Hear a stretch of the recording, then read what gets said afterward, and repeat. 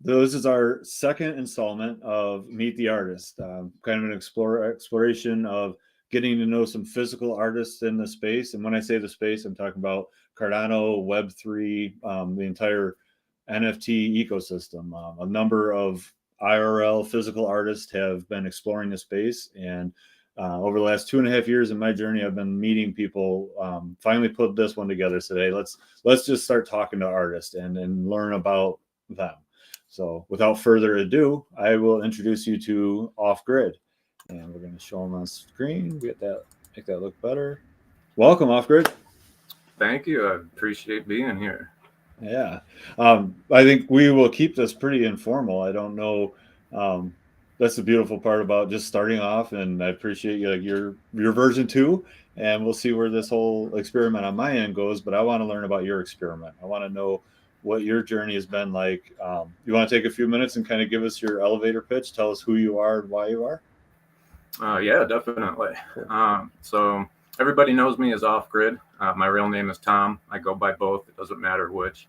I don't even know where to start. I mean, my whole career path was kind of crazy just to even get here. So I mean, in a nutshell, the OffGrid part that came about from, and I've been an artist my entire life, literally since nursery school. I've been drawing. That's all I ever did. I was that kid in school that when the teacher was talking, I had my head in a notebook and I was just sketching. I just happened to do good on tests, and so that was what got me through school. But eventually, I got into tattooing, and I did that for a long time, and that was for about 20 years. Wow. Okay. Like 16, 18-hour days, 6-7 days a week, and just nonstop grind. And eventually, I owned my own studio. And so on top of not only doing the tattooing, now I'm running 5 or 6 other artists, doing everything else for the shop and everything. And after a while, I just got so burnt, and I started to just I was losing touch with people in general. I just felt like not the industry, it was just the people that I surrounded myself with at the time. So your art is literally touching other people, but you're feeling like you've lost touch with other people? Yeah. I never even thought of that. But yeah, I was just not happy anymore. I absolutely love tattooing. That was so much fun to do.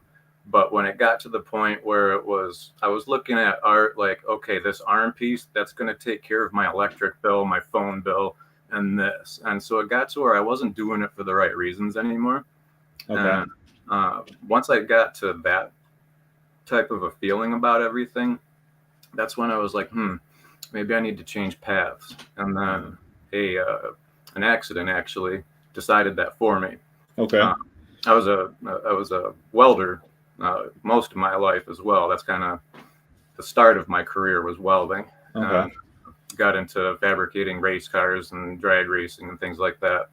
And I was working on a car, and it was just my own personal vehicle. I was working on that. It was underneath, and I did the ultimate knuckle buster. The wrench broke, and I ended up shattering my wrist. Two of my fingers broke, my wrist broke, and it was bad. And so I pretty much lost my career, the tattooing career, because of that. Okay. It never healed up the right way, so I can't even hold a machine anymore. And so that was when I was like, wow, okay, now I am going to change paths. I really have to find something. But welding was my fallback.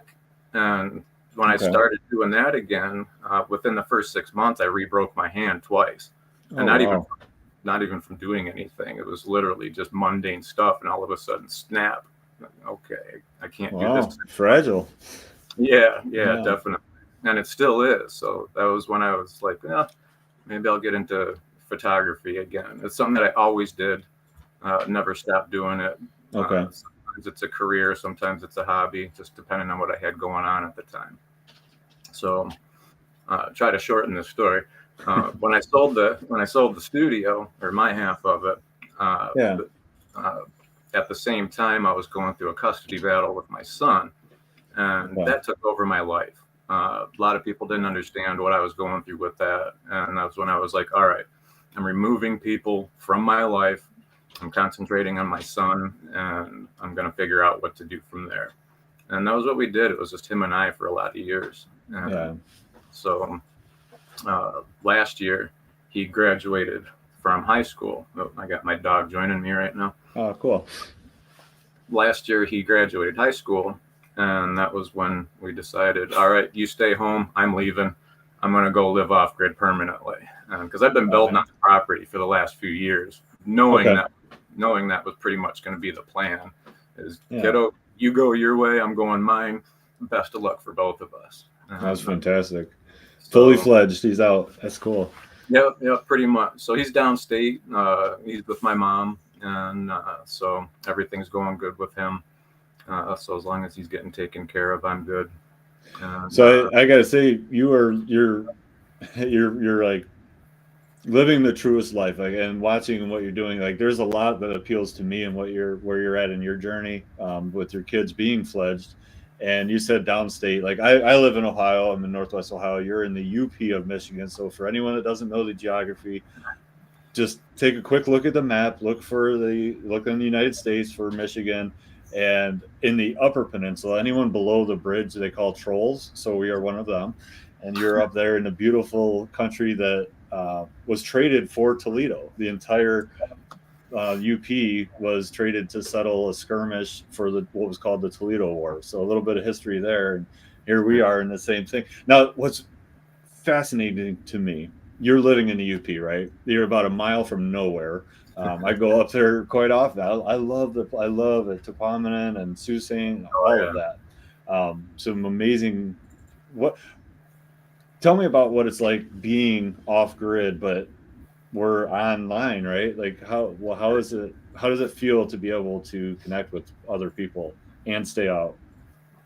It's pretty wild, especially because of my history with the island. I think I was 13 or 14 the first time my dad took me here, and it was the first year I got my scuba license.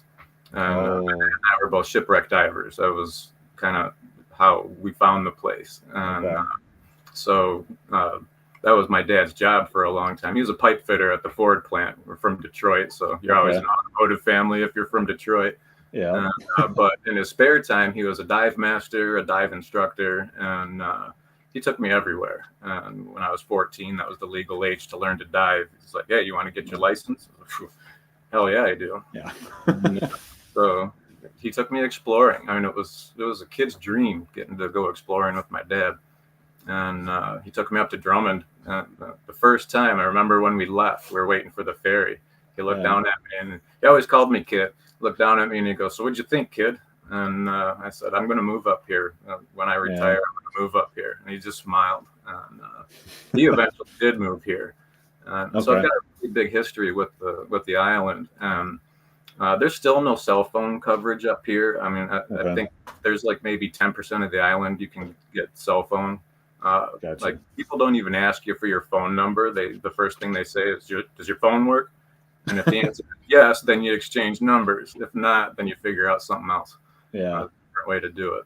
And so the technology and kind of the charm of this place is it always feels like you're about 25 years behind the times. And it still is that way. Like, we have a grocery store, a bar, and a hardware store. And what else do you need? There's souvenir shops. That's where I sell my photography and stuff like that. But I think it was not last year, the year before, I signed up to be a beta tester for Starlink. And as soon as they saw my location, they're like, "Oh yeah, absolutely." And they sent me the equipment. And so I actually have better internet coverage here than I do downstate. Like, I think my speeds are like triple. And so the coverage is ridiculous. So it's odd having the technology up here right now. Yeah, I do have a Starlink as well. I was one of the beta testers. I wanted to try it out. I like having redundancy in systems. And when I went Web3, I knew that, okay, if I'm going to count on the internet as a means of income or anything, I can't let a car accident put me out of business for 2 days because the power line's down or something. So you're already in that mindset, like being off grid and but yeah, having that high speed is amazing. I want to go. Jen from YOLO Solos is out on chat, so anybody that's watching on chat, I tend to not monitor YouTube and what's happening there.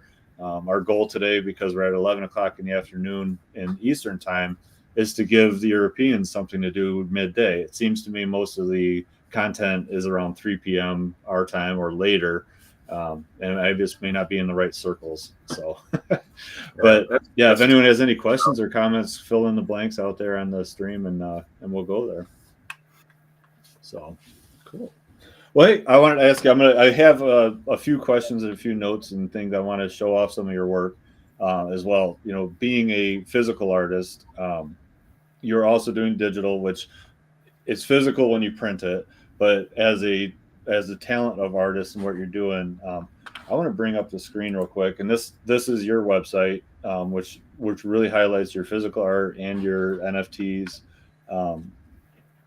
This is recent. Like I have to just show this off. This was such an amazing photo. Last night, you took this 2 days ago, I think, and last night I saw the same moon. Oh, just beautiful. Thank you.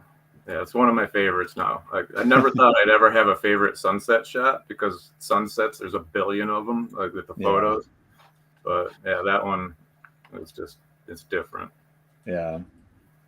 So what other mediums have you worked in? I'm going to kind of skim through your site while you chat with us, but hence the purpose of this show as a physical artist. I also want to know what your Web3 connection is. When we say we're going Web3, what does that mean to you? How are you looking at the blockchain and Web3 as a means to fill in the blank? Right. So, Web3 for me, it was kind of an accident. I was actually I kind of accidentally got into ETH. Being a tech geek, I used to build PCs for photo editors and video editors, and essentially you're just building really beefy gaming computers when you're doing that. And when I started to learn about mining, I was like, well, shoot, I've got all the equipment. And talked to my son, and I was like, hey, let's get into this mining thing. And that was how the whole thing started. I had no intention of doing NFTs, and at the time, I wasn't even doing art.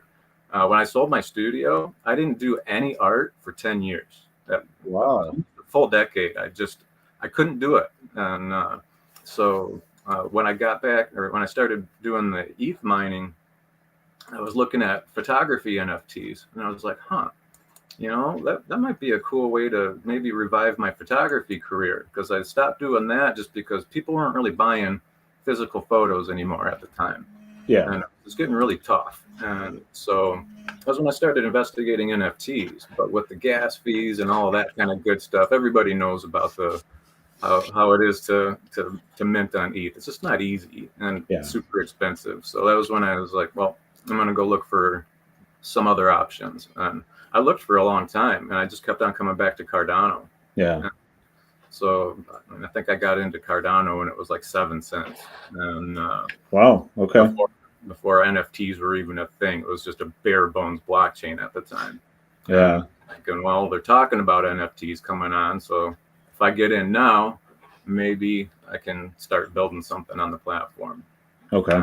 So what ended up happening is, after just doing the investigation and stuff, once NFTs slowly started to become a thing, I hand coded my first photography NFT just to see how the experience was going to be.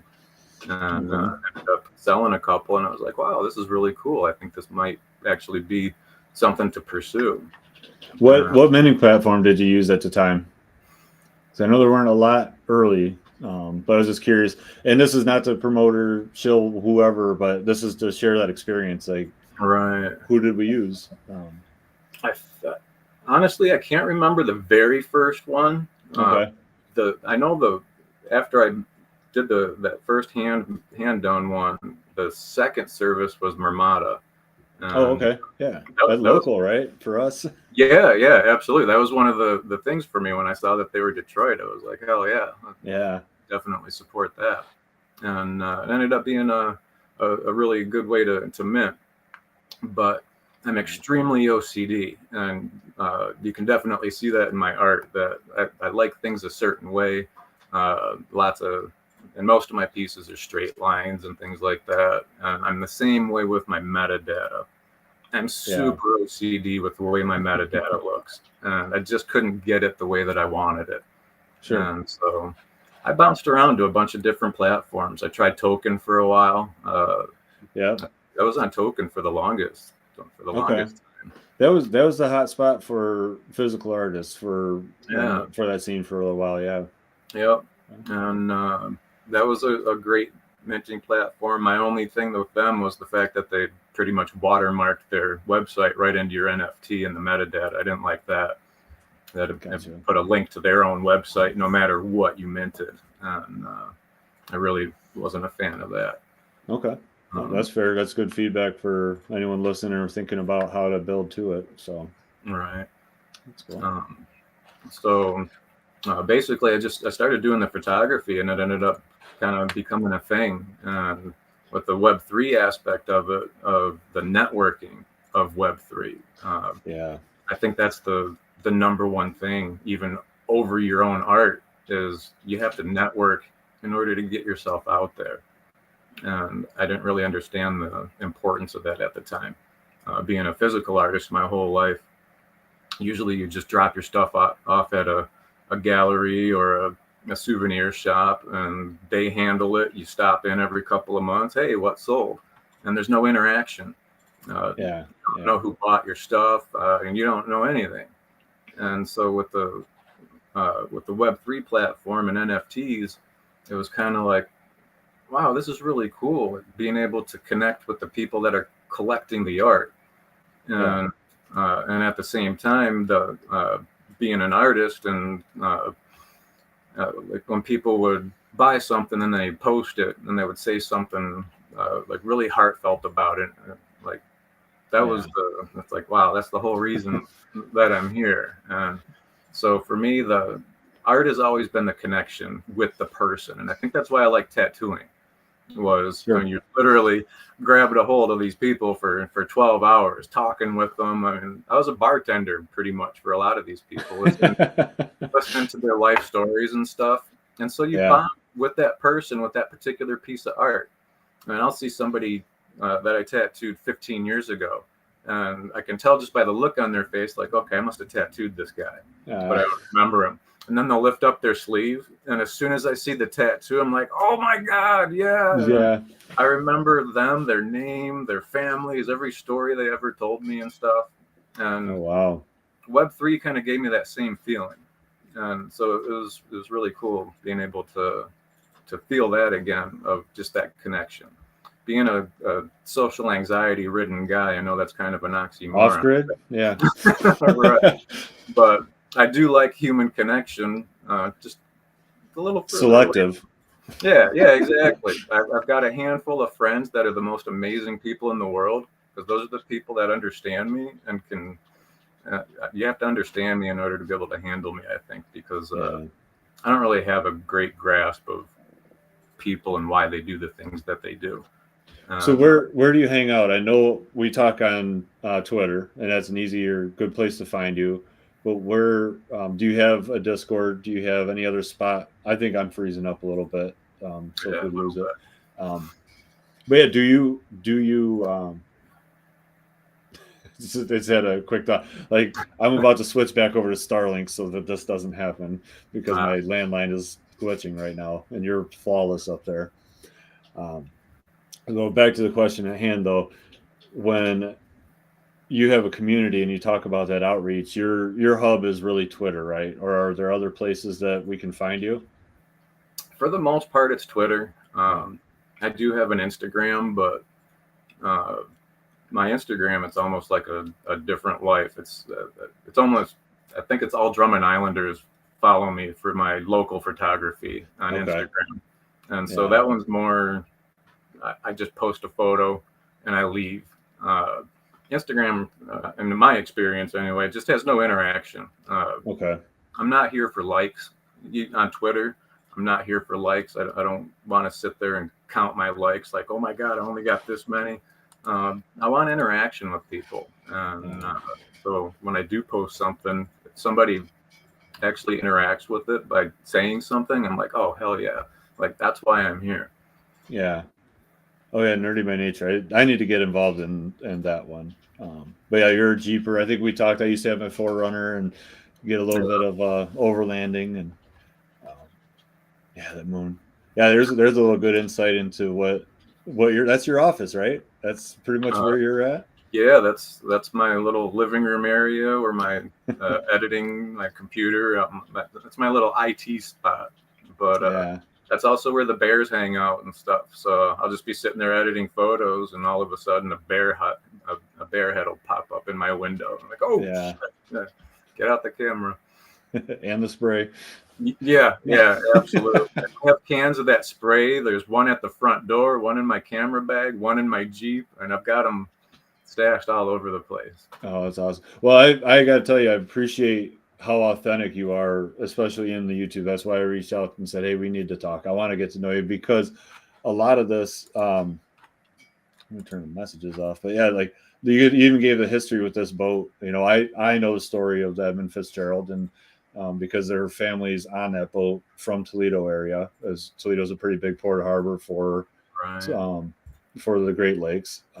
So yeah, keep it up. You can tell when somebody is being their authentic self, even on a social platform, and that's a really hard balance to have. My YouTube channel, I like to say that if you find this video, if you find another video that you were just meant to find that, it's the algorithm didn't push it out, the search engine's not there, but we attract like-minded people to ourselves, and what you bring about or what you think about, you bring about, that whole mantra. That's probably why we're talking today. So keep up the good work and keep doing that.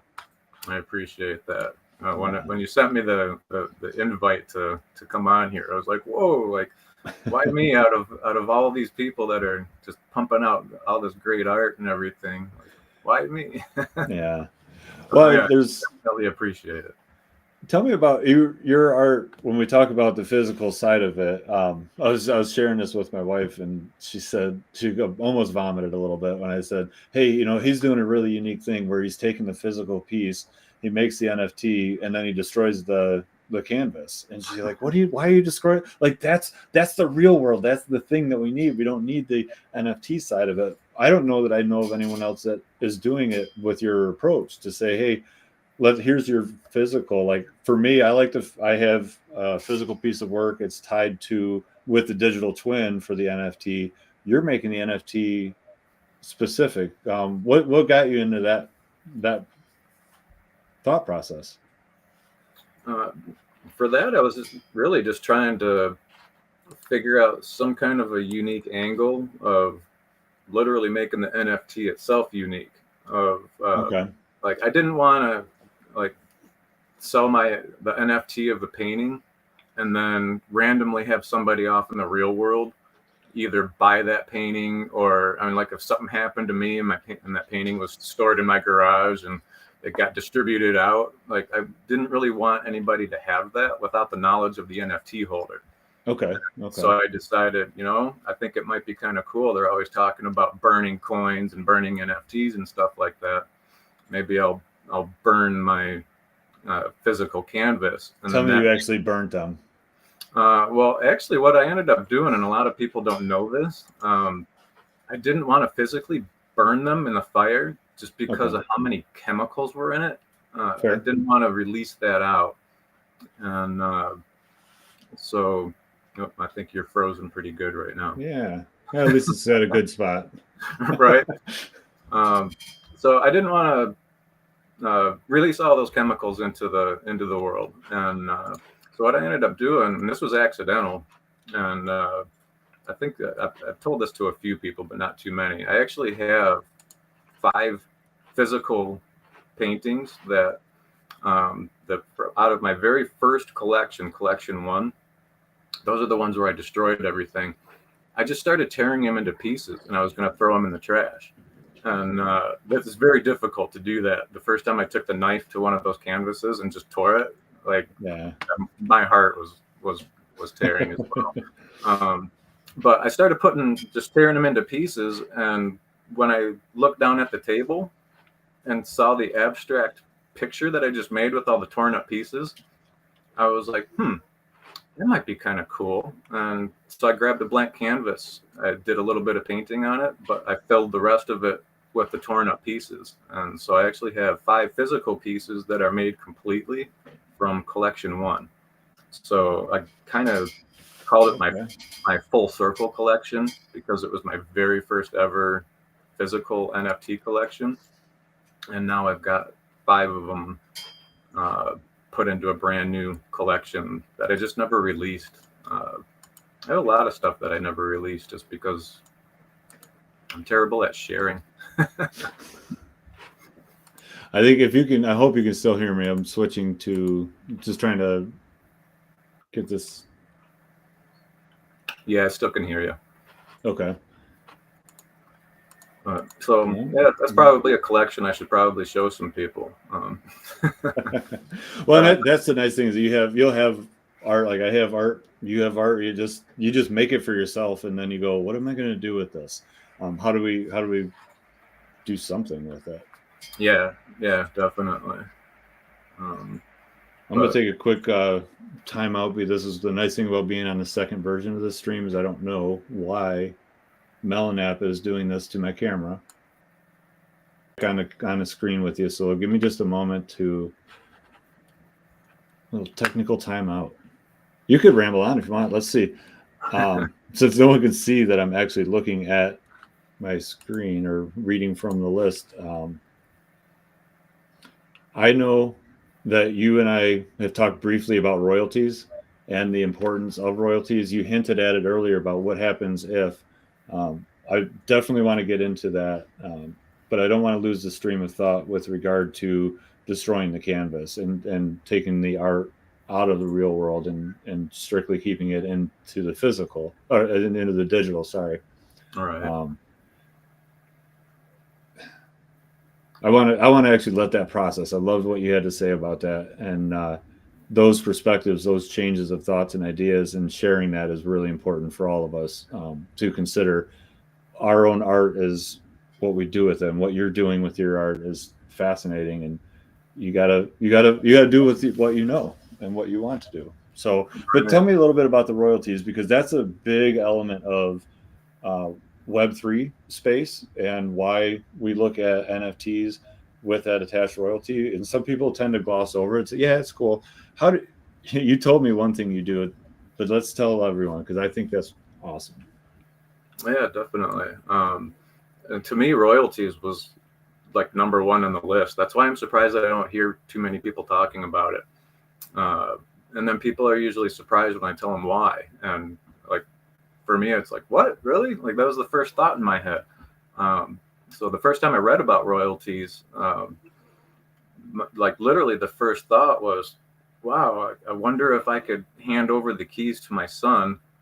And once I'm dead and gone, hopefully I'm a popular, successful artist before I go.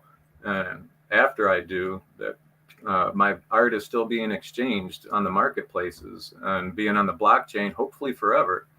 And like the one thing that I mentioned to you, I think when we were just in chat was like, imagine if like Da Vinci's family had the keys to his original wallet or the royalties to all of his stuff.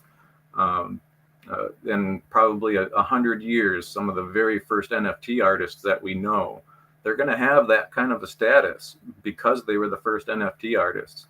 If they started off with royalties, their families are set for generations. And so for me, that was the very first thing was, wow, I think my art might be able to help set up my family, my son and his kids. And so that's why in a marketplace, the first thing I look for is, do they accept royalties? Like, are they compatible with royalties? If they're not, then I usually just kind of wait and see what happens. So that was kind of my angle for it. Okay, I'm unmuting. I'm not having any luck with the video, so we're just gonna have to stare at your pretty face for the rest of the show. I think Oh, I don't want man. to. I don't want to mess this up too bad. Yeah. So with royalties, and I love that. So your son has access that you don't have. That he'll be able to restore it, and the access to those royalties for anything that happens with your artwork into the future goes Yeah. to that wallet. That's very thoughtful and um, I think under or overlooked in a lot of spaces where people Yeah. have a royalty, they put an associated number to it. Now we know when we think about this is technology. I've always kind of thought the artwork is a place that we can bend the rules and flex and pull and change. There may be errors in that system or that setup, but as long as your art and Cardano exists, whenever there's a sale, a percentage of that is going to go to your family, and Right. not even straight to you. So it's a really interesting thought for an artist. Um, I've said similar things in that same regard where you say the if if you find that physical piece of artwork and you have no tie or connection to where it's at in the digital realm, or that there's an artist behind it that has a history, one policy ID can connect you to the community that's behind it, the people that you've networked with, and all of the other collectors of the art within that whole space. So Yeah. I've been exploring a little bit with the RFID chips and adding an NFC tag to the physical pieces, as those go out. But as long as it's associated, you have to do the groundwork of the NFT itself and being, like you said, very detail oriented on what's in the metadata. Um, Right. have you had to, I know we didn't talk about this before, but have you discussed or considered copywriting issues, especially with photography in the States? Copyright is pretty much black and white. Um, there's there are very strict rules and laws that apply to that. NFT is where we're in the gray area. NFT of a photograph is like starting to bridge that gap more so than physical art being an NFT. Right. But what's if somebody has a piece of your work? Is there CC zero, CC something, copyright zero? You know what I mean by that? Yeah. I did a lot of research into that, just hopefully out of protection for myself, just so somebody doesn't pluck one of my images and throw it onto iStock or something like that. Um, but if I remember right, I think what I have, it's just to give people the idea of, hey, please don't reproduce this on a marketable scale. And I think the way I have it worded is the artist retains the copyright, uh, Okay, but feel free to print for personal use. That if you want to print one, put it on your wall or in your office, absolutely. gotcha. Just don't go putting it on a million coffee mugs or something like that without at least like contacting me for it. I'm not Yeah, out to say, hey, you got to give me a percentage of that. It's just more of out of a respect thing. If you want to use something, just let me know first. yeah. And That ties back to your family and the royalties from the original piece. If somebody has ownership rights of it, the artist retains the right, and that's where you're at. Speaking of your work, I do know that your abstract collection number 2 is something to speak of. These items, this collection is already sold out from your point. Are these all sellers or people that hold the assets, or are um, these for sale from you still? I think in this collection, the ones that are for 110 are from me. Those are the ones that are held in my wallet. Anything Okay, after that is going to be secondary. And awesome. just got the one on secondary right now. That's actually my favorite piece, Fractured. I love that one. Yeah. So how does this work? Oh, there's a shout out to Tamacat. She owns that one. um, so we know because we're in the space that having your collection, having it on JPEG Store or whatever market you go to, the items are available and you can go right to view it on Pool PM. So let's take a peek at um, the art, and then we go over IPFS, and you can go right into the artwork itself. That's fun. like I feel like I'm preaching to the choir. Anyone watching this right now already knows how cool all of this is. How is it for you with selling your items by pre-minting them and listing them to be sold as a collection versus somebody going to your website and clicking a mint now button? Have you considered either side of those and you landed on one, or? Actually, the photography project that I'm working on right now, it's going to be probably a link on my website, but I think it's going to be like I'm either going to do it because I met with NMaker right now. That's what I've been using for a long time, just because you can you can tweak everything exactly how you want it. You can even take the metadata and put it into the pool PM metadata checker to see how everything looks. And so that's how I switch everything around to make sure it's in the right order and everything. Yeah, it becomes very nuanced. I agree. I use NMaker as well. One of my very first videos was actually of creating my first NFT over 2 years ago. Before it was NFT Maker, before the Pro, before the NMaker. It was like the first brand of everything. So, and they've always progressed very well. It's been easy enough for me to figure out I'm not that tech savvy, but everything I've been doing, I've had to learn as I go. Right. Yeah, definitely. Yeah. So yeah, this next collection that I'm doing, it's going to be a little bit different because I'm going to be doing, I guess, editions. I think that's what it would be considered. I didn't want to do it on JPEG though. Nothing against JPEG. One-to-one artists just get lost on there. Unless somebody has your direct link, you're not going to find a one-to-one artist on JPEG.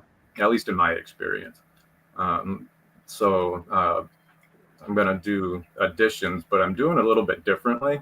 And it has to goes back to your question of bringing Web3 into my physical artwork. I ended up, just about a week ago, I finally went and got that blue check mark for Twitter just so I can make the longer videos. I cannot figure out how to make a video shorter than 2 minutes. But what I'm going to do with this photography project is I'm going to try to bring people into my life a little bit. So not only are you going to get the photograph, but you're going to get almost like a newsletter type of a thing of, this is where I was, this is what I was doing. There's going to be behind the scenes photos of me shooting and things like that, and kind of why I'm doing what I'm doing and why I do it, like that type of a thing. And I'm also going to include some videos and things like that. So I'm trying to make it to where you don't just get a photograph and like, oh, cool, I have this photo from OffGrid. I want it to be that people know me and they start to learn the locations that I'm at. So when I do take a photo, I want people to recognize what they see and be like, oh my God, I remember that video. I really want to get that piece now. I want people to have that connection. I don't want to just start throwing photos out and hope people buy them. I really want people to get them because they saw something that they liked during what I was sharing on Twitter and things like that. So that's kind of what I'm doing with the whole Web3 thing now, which wasn't my plan. That's just kind of the way it happened. Is everybody started to like those little things that I was sharing, and it kind of snowballed into, hey, can you share more? And when I asked everybody, like, hey, like, if I start recording videos, will you watch? And the reception was great. So I was like, all right, cool. I'm going to give it a go. Nice. That's awesome. Wait, shout out to everyone in the space. I see that we have a Kyla. JM Waz is in here saying nice piece. Oh yeah, we can show it on the stream. And then I still need to change where my logo is actually at. There we go. Now I'm not interfering in the space. See, this is all a work in progress. Wasn't my intention either, but right. We're all learning. Tim the Sleeper popped in as well. He says there is no late. We're recording a video. You can watch it in a little while too. Yeah, that's true. And then I appreciate people that showed up. Yeah, absolutely. I know that if for anyone just showing up, yeah, my face isn't on the screen. I'm having camera issues, but Starlink wins this battle today. All right. Yeah, you're stuck looking at me. So sorry Well, and about then that. some amazing artwork. There's no doubt. Yeah, definitely focus on the artwork. I know that in the body of our text, we have in the video description, there's links to get a hold of you and connect with you. Before we get to the end of the show, I do want to know what your aspirations are in the Web3 space at this point. You know, you mentioned where you're at, and we talked about your history. What do you see as being your goal for as an artist, or are you focused more on delivering your art or being a Web3 type artist? Do you see where that weird thing where people sometimes get distracted from their passion because they're trying to apply the Web3, or they're trying to build the Web3 and saying, oh yeah, I've got this art to attach to some cool tech. Where do you find yourself in that and in the future? No, that's a tough one. And 6 months ago, I was asked that question, and I thought I was going to be in a completely different role in this space, and everything ended up changing. A lot of stuff just because of in real life things, and so it didn't end up going the direction that I thought. And so right now, like when I took that break from art over these last couple of months, that was my introspection period, I guess. Of I just wanted to concentrate on the off-grid life, figure myself out, figure out what path that I needed to take. And the easiest way for me to do that was I had to get rid of the fork in the road, and the fork was art. And so I just removed it, so it wasn't even a thing. Kind of got myself figured out a little bit better.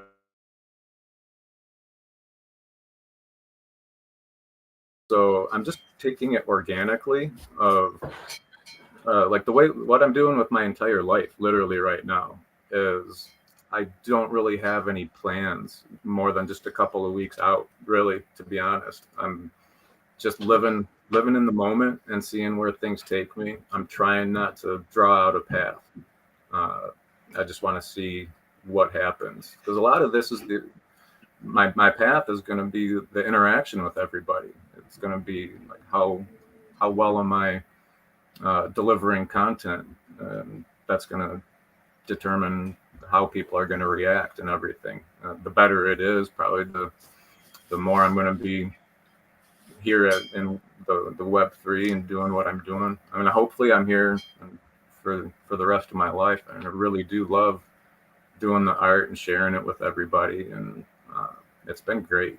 Yeah, so that's fantastic. And what I guess the follow-up question to that would lead into the one question that I intend to ask everyone I interview in this series is that what's your biggest lesson learned? What's your making the connection between physical art and Web3 that you could share with somebody else that you're bringing on board or you're talking to about it? I know that you're out in Twitter Spaces and you're vocal other places, so it doesn't have to be entirely unique. But OffGrid, what is your biggest lesson learned between the physical art and the Web3 space? I would say definitely going back to what I said earlier with the networking. I've seen a lot of people, a lot of new people, and including myself when I was new, thinking, well, I'm opening up myself to the entire world, so all I have to do is post this, and somebody's going to buy it. And that's just not the case. That's how physical art typically works: is you put it in a store and somebody will buy it. But it seems like with the Web3, a lot of people are after that personal connection, and so it ended up being the networking. And me with my social anxiety, it took me a long time to figure that out. I'd put stuff out and nobody's buying it, and then all of a sudden, like, I'm interacting with more people. And I think as people started to learn who I was, you're more apt to buy somebody's piece if you do feel that connection. That's good. So work on your networking. Let an introvert be an extrovert in a little bit, but Right. but utilize the tools that are here. You're using Twitter quite a bit, and we're now we're on YouTube, and there are collectives of artists in different places, and we all support each other. I think a lot of people have been hashtagging RADR, where real artists don't rug. So I've been throwing that on. If you've seen that, it's an easy way to find a lot of good artists who are in our spot, and we want to learn from each other. Right. So yeah, and that's the other big thing too, is the support of other artists. Like right now, I'm a broke A to D-gen. That's what I'm calling myself. I think I've only bought 2 NFTs this year, and both of them are actually Pico, which I see popped in here a little bit ago. oh, that's fantastic. Huge shout out to him. So I haven't been able to support any of these great artists that I'm following financially. So I'm trying to just interact with them. Like what I would hope people would do with me is what I'm trying to do with other people. It's still difficult for me to do that because of my social anxiety. Mm-hmm. But I'm getting better at it. YOLO solos, with them having me co-hosting their spaces a lot and things like that. That was what kind of got me out of my shell. So all of that's been going a lot better. That's awesome. And I don't know if you're watching the chat as well, but I'll bring this one up if I get my mouse back and show that Mr. Kavanaugh will circle back and catch up in recording, but he has Satellite, which is an amazing, definitely a piece of art that he treasures. So, yeah, I remember that one. That one I think was when, if I remember right, Mars and the moon were in conjunction, and I ended up painting that while I was watching that. Oh, that's fantastic. That's really cool. So you were actually watching the lunar space while you were painting it, or you were watching the sky as your reference? Yeah. I do a lot of my painting, like just sitting in the front seat of my Jeep, because I don't do my astrophotography at the house. Okay. I go to a spot. It's about 1.5 miles away, and it's just wide open area. I call it the cell phone lot because that's one of the only places you can get a cell phone signal. So I have the camera geared. It's all running on a laptop, and it's all automated. And so I set it up, let it run, just check it to make sure everything's still in focus and things like that. But I'll just sit there with a couple of beers, a little bit of smoke, and grab my iPad, and I'll start painting. This island is so small, and there's no police on the island. There's no fire department. There's no EMS or anything. And you're literally, everybody's just kind of out here on their own. And so I can sit on the main road for 4 or 5 hours doing a photo shoot, and I won't even, I'll see maybe one car pass by. Yeah. And you know who that is. Yeah, most absolutely.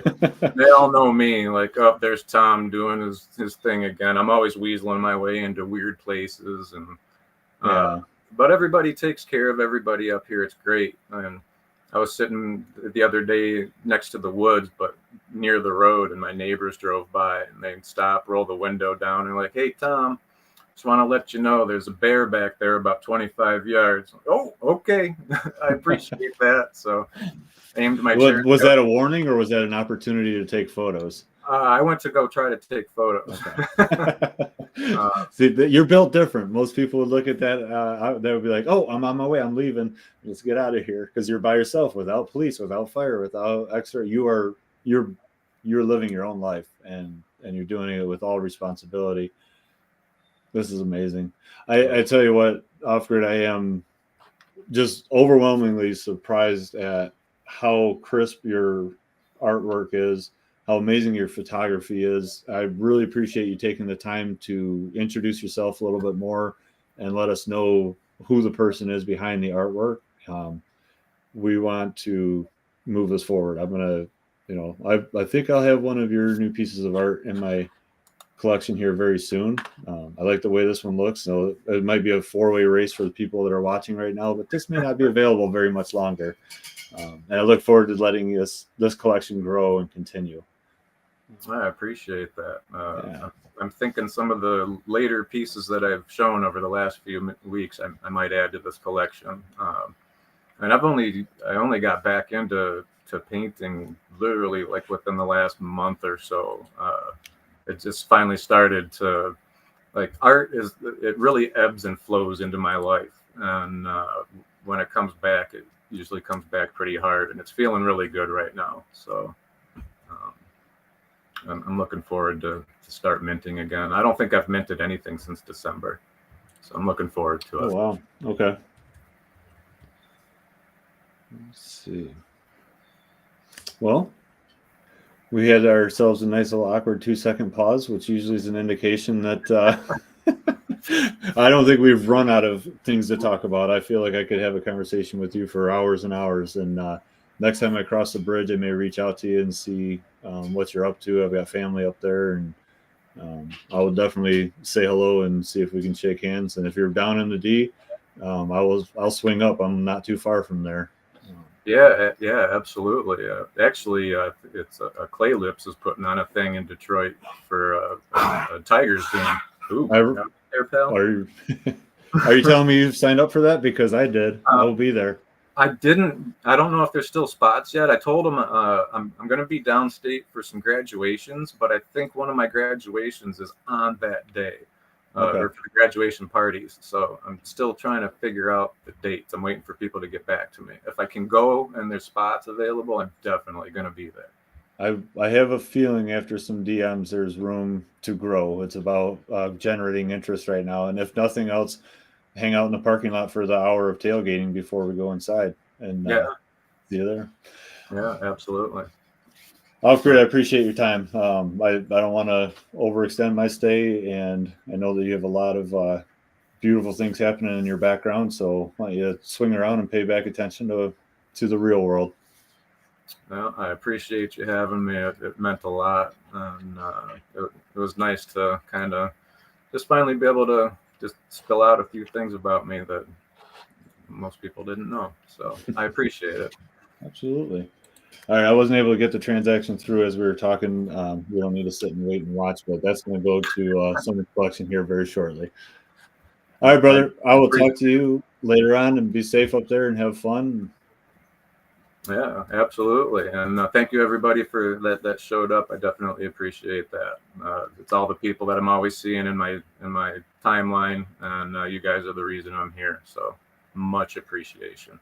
Yeah. Okay. All right, this is where I would usually put my hands together, bow, and say thank you to everybody and give a little hang 10, but we are. Thank you so much, everyone. I will talk to you later. All right.